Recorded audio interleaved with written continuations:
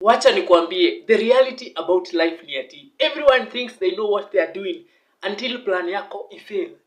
Unaona kenye ulikuwa umedhani itawaka, ujipate pahali hakuna mtu anasema haitawaka. Maybe itawaka, maybe at some point itawaka, lakini the most devastating part inakuanga ile time umefanya kitu for a long time alafu una realize haya kwani hiki tu, na hakuna mtu amesema haitawaka. By the way hata inaweza waka, but umefika pahali ni kama hauko sure sasa. You're not sure.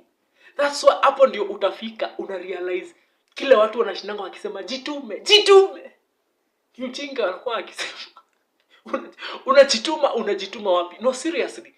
Ile siku utafanya kitu for the longest time ukijuanga manzi kitu najituma and even at the end of it ni penye utachokea, ni penye utafeel kwani, because unajua pia ukifanya kitu for a long time kuna zile expectations uko nazo. So everyone thinks they have a plan until ile expectations zako zitaanza kukufail. Hapo sasa ndio utakaa chini ujiulize, na by the way what am I doing? Unaanza kukaa ni kama compass imechanganikiwa. Ni kama compass imeanza kuzunguka. Haijui north ni wapi, haijui south ni wapi, haijui east ni wapi, haijui west ni wapi. Hapo ndio utajua wale watu wanashindanga wakisema jitume. They actually don't know what they are saying. Ni mara ngapi umeona watu wakisema ati story ya consistency. Anza kuwa consistent. Of course kuna kitu italeta. Of course kuna there's something you will see. Kuna kitu lazima itatoa kitu. But if let's say ufike tu pahali the day you realize, na kuna watu you work by the way. Kuna watu wenye watakuwa consistent na you work. Hata kuwa consistent for long. 1 month kitu ishaanza kufanya kazi. 6 months kitu ishaanza kufanya kazi. 1 year ashaanza. Hebu niambie sasa uko consistent 1 year imeisha. 2nd year imeisha. 3rd year imeisha. 4th year imeisha. Uko tu hapo uko like bado mnasema ni consistency. And then there's this scene of tunakuanga tumejiwekea dates. Kama mimi nakumbuka nilikuwa nimejiambianga by 25 I have to be married. By 25 I have to be married. Unafika 25 kwanza una realize hata hakuna kitu bado umeachieve. Bado hujaachieve kitu. Okay? And maybe uko hapo sasa unajiambia uko 23, unajiambia 25 probably ndio ile time unataka kusettle. It's very much possible. But pia unaweza jipata hapo realize hapa mlisema unaenda aje. Unavuka 26, unavuka 27. Before you know it uko 30.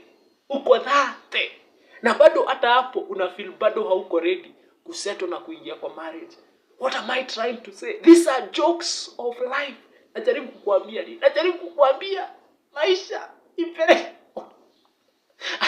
Najaribu kukuambia, but I'm just trying to say sometimes life doesn't work out the way we hope it does. Nasikia kama hiyo ndio story yako. Hebu niandikie hapo kwa comment section, is this your story? Do you think that's the same thing una feel sai? Labda sai unaangalia maisha yako uko like what? Watu waliniambia nijitume, watu waliniambia consistency, watu waliniambia nijiwekee time and expectations na plan, nikuwe na plan kwa hii maisha.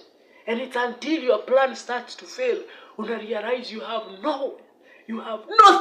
Hakuna kitu unafikiri.